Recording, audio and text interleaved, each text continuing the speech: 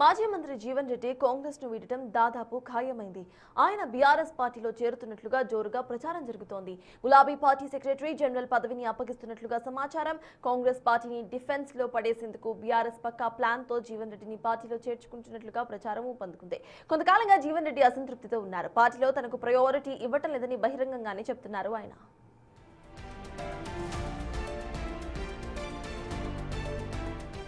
గత కొంతకాలంగా పార్టీ అంతర్గత పరిణామాలతో ఇబ్బంది పడుతున్నట్లు ఆయన అనుచరులు అభిప్రాయపడుతున్నారు.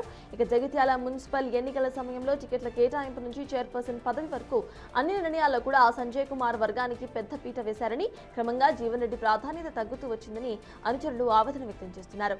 అందుకే పార్టీని వీడబోతున్నట్లుగా సమాచారం.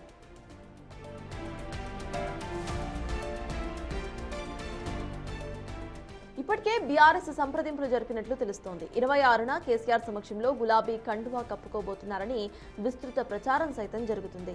అయితే తేదీ మాత్రం ఇంకా ఫిక్స్ కాలేదని గులాబీ నేతలు పేర్కొంటున్నారు. చేరిక మాత్రం పక్కా అని అంటున్నారు. రాష్ట్రంలో jet speed CM Revanth Reddy అభివృద్ధి కార్యక్రమాలతో ముందుకు సాగుతున్నారు.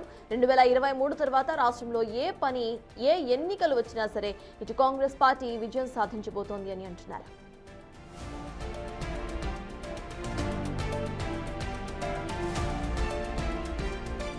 అయితే ఈ స్పీచ్ చూసి గులాబీ పార్టీకి రాబోయే కాలంలో కష్టకాలం తప్పదని భావించే కొంత పార్టీపై అసంతృప్తితో ఉన్న జీవన్ రెడ్డికి గాలం వేసినట్లుగా ప్రచారం. పార్టీ సీనియర్ నేతగా కరీంనగర్ ఉమ్మడి జిల్లాలో పట్టుండటం తమకు కలిసి వస్తాయని భావించి చేర్చుకునేందుకు స్కెచ్ వేసినట్లు ప్రచారం ఊపందుకుంది.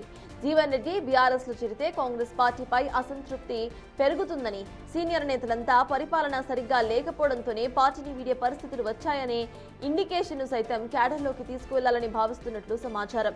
అంతేకాకుండా కేశవరావు ప్లేస్ ను రీప్లేస్మెంట్ చేసేందుకే జీవన్ రెడ్డికి సెక్రటరీ జనరల్ పదవి అప్పగించబోతున్నట్లుగా సమాచారం.